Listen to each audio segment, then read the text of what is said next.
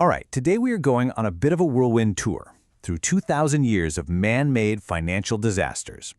We're going to see how the same basic instincts, fear, greed, and that unshakable belief that this time is different, have been toppling economies for literally centuries. So let's just dive right in. I mean, that's the big question, isn't it? From ancient Rome all the way up to today, these devastating collapses just seem to be a recurring feature of civilization. But is it just cosmic bad luck? Or is there a pattern to all this chaos? Okay, so to be clear, we're not talking about things like bad harvests or natural disasters. This explainer is all about the crashes that we cause through human error, through greed, and through meddling. And what's so fascinating is that these acts of man, well, they follow some surprisingly predictable patterns. And our story starts where so many do. Ancient Rome. This wasn't a crash involving complex financial instruments or anything like that. Nope. This was a crisis born from a very, very simple and very bad idea about their money. You see, Roman money had real, tangible value. A denarius coin was worth something because it was made of something valuable. In this case, 4.5 grams of pure silver.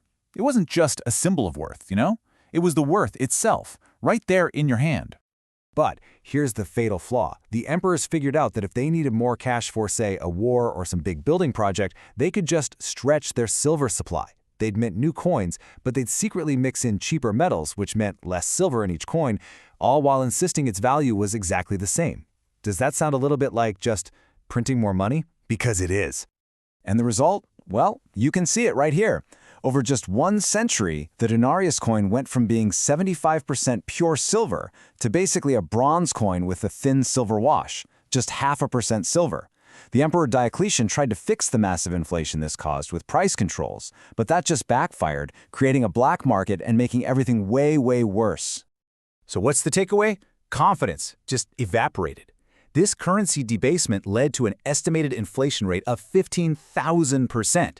People stopped trusting money altogether, the economy crumbled, and a lot of historians argue this financial rot was a huge reason the Western Roman Empire eventually fell. All right, let's jump forward to the 14th century. We've kind of moved on from debasing currency, but don't worry. Humans found a new, more sophisticated way to cause a crisis: the sovereign default. So in medieval Florence, you had these incredibly powerful banking families, the Bardi and the Peruzzi. Think of them as the Goldman Sachs and JP Morgan of their day. Seriously, they were financial titans, funding everything from trade to monarchs all across Europe. Now this is basically the first ever too big to fail moment in history. These banks loaned an absolute fortune to King Edward III of England for his wars. But when the king couldn't pay it back, he just defaulted. The banks completely collapsed, credit dried up across the entire continent, and Europe was plunged into economic chaos. Okay, fast forward to the 1600s, where we see the birth of a totally new kind of disaster, the speculative bubble. And there is no better or more famous example than the Dutch tulip mania. The story we all know is one of absolute mass hysteria, right? A whole nation gone mad for tulip bulbs, with prices soaring to the cost of a house, only for the bubble to burst, bankrupting everyone from chimney sweeps to nobles. It's a fantastic story. But, yeah, it's not really true. That popular version of the story is largely a myth, cooked up by a writer almost 200 years after any of it actually happened. The reality? It was way less dramatic. The speculation was mostly contained to a pretty small circle of wealthy merchants who were already playing in risky markets. Yeah, they lost money when the bubble popped, sure, but it didn't bankrupt them, and it definitely didn't wreck the Dutch economy. The real lesson here is about how a really compelling story can completely distort history. Let's jump ahead again, this time to the 19th century. With the rise of industrial capitalism, a whole new vulnerability shows up: the bank run. This is where fear itself becomes the weapon of economic destruction. Just look at this chain of events. U.S. President Andrew Jackson was deeply suspicious of a central bank, so he dismantled it. He spread all the federal money among smaller state banks, and then he demanded that all land purchases be made with gold and silver. This completely drained the banks of their hard currency, causing a massive wave of collapses and sparking the Panic of 1837.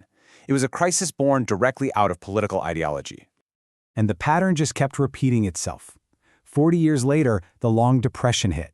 And again, it was sparked by overspeculation, this time in railroads, and a loss of confidence that led to bank failures on both sides of the Atlantic. Sound familiar?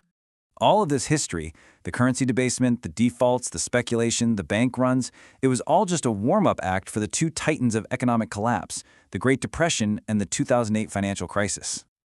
The Great Depression was the absolute perfect storm. It was a terrifying combination of every single failure we've seen so far.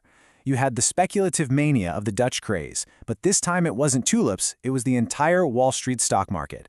You had the classic bank runs of the 19th century, but now on a massive, nationwide scale, just fueled by pure panic. And then, on top of it all, governments made things worse, just like Diocletian, by trying to control the economy with policies like tariffs that just sparked global trade wars. It was every past mistake rolled into one giant, devastating catastrophe. Now let's jump to 2008. The packaging looks modern, but the mistakes are ancient. The rampant speculation wasn't in railroads this time, it was in the U.S. housing market. The reckless lending wasn't from Florentine bankers to a king, but from global banks to homeowners through subprime mortgages. And here's the crucial point. Just like when the Bardini and Peruzzi banks failed and sent shockwaves across medieval Europe, the collapse of just one institution, Lehman Brothers, triggered a global panic. Why? Because our modern financial system is so deeply interconnected. One failure didn't just hurt one bank, it threatened to pull the entire global system down with it. It was the same fundamental error, just supercharged by modern finance. So that brings us to today, and really the most important question of all. After 2 millennia of repeating these failures, have we finally learned our lesson? Well, the evidence suggests maybe not. I mean, the dot-com bubble, the recent NFT craze, the wild speculation in crypto markets, they all show that our human tendency for speculative mania is alive and well. The technology changes, sure, but the behavior, it doesn't. So, I'll just leave you with this thought. Imagine you hear on the news that your bank is in trouble. You know that if everyone runs to get their cash, it could destroy the bank. But you also want to protect your savings. So, what do? Your answer to that question gets to the very heart of why these crises just keep happening.